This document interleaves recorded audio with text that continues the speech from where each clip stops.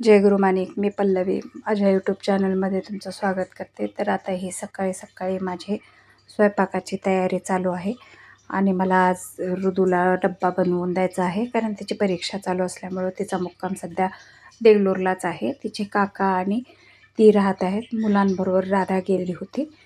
तर इकडं भाजी फोडणी टाकली, यानंतर पोळ्या वरण सगळं मी करून घेतलं होतं आणि भात मात्र ती तिथे लावून घेणार होती. यामुळे मी साधाच वरण भाजी आणि पोळी असा डब्बा तयार केला. यानंतर डब्बा पॅक केला आणि आमच्या दिरासोबत तो डब्बा देऊन टाकला आहे.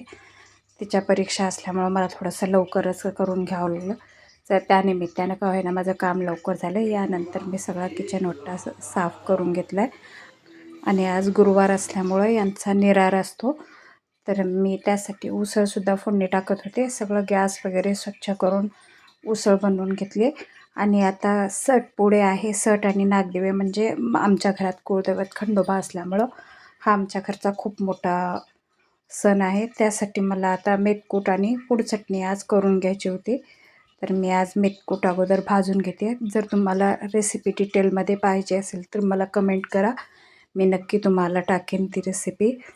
बघा आता मेथकूट तयार केलं आहे आणि ह्यावेळेस मी मेथकूट आपल्या मिक्सरवरच काढले. पुड चटणी मी मिक्सरवरच काढलेली आहे, कारण दळण्यामध्ये मी देत नाही सहसा सणावाराची. तर अशा पद्धतीने सगळं हातावरच मिक्स करून मिक्सरमधून सगळं काढून घेतलं आहे. आणि ही सुद्धा रेसिपी तुम्हाला डिटेलमध्ये पाहिजे असेल तर कमेंट करा, मी नक्की देईन. तर आज पुड चटणी आणि मेथकूट मी नैवेद्यासाठी बनवून घेतलं आहे. तर आजचा व्लॉग तुम्हाला कसा वाटला नक्की कमेंट करून सांगा. आवडला असेल तर लाईक करा, शेअर करा आणि चॅनलला नवीन असेल तर सबस्क्राईब करा. धन्यवाद.